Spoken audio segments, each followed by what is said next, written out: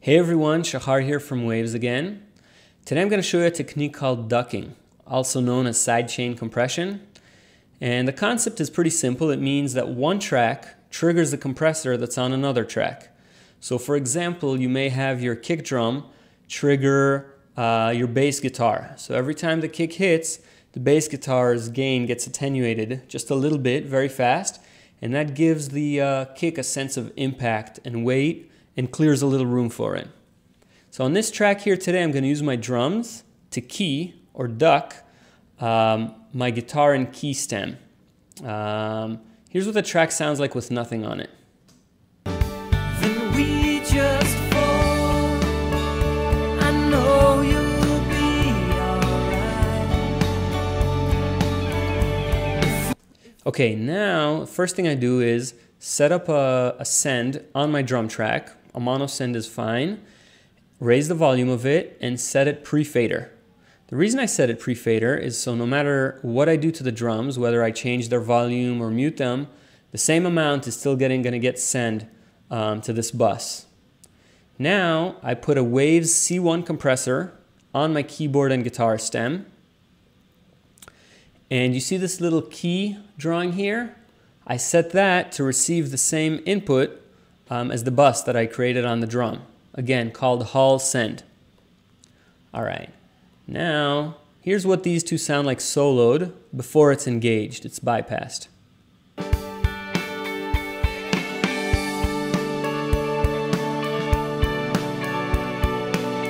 And here's what it sounds like with it, just so you hear what it sounds like first.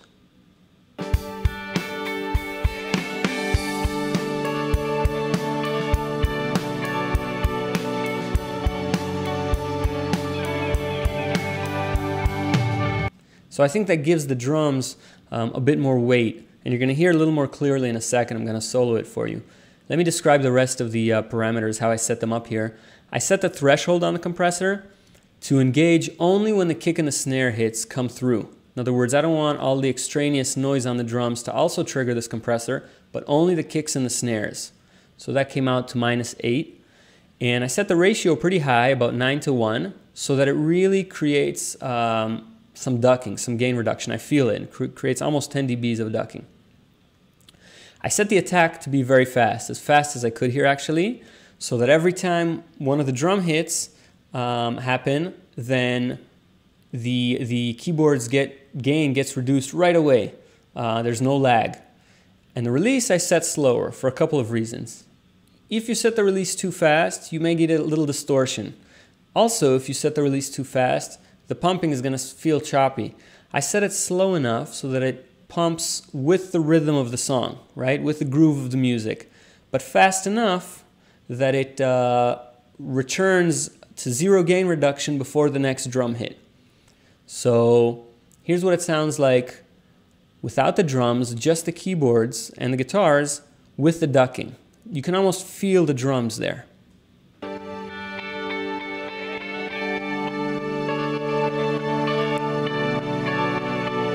Here it is bypassed.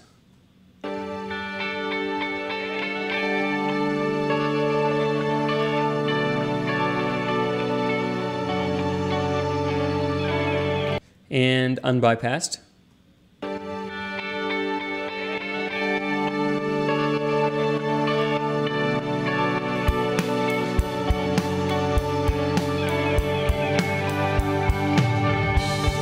So I think that gives the drums a little more sort of weight because they push the keys and guitars down very softly, but very fast every time they hit. And that's called ducking. Till next time.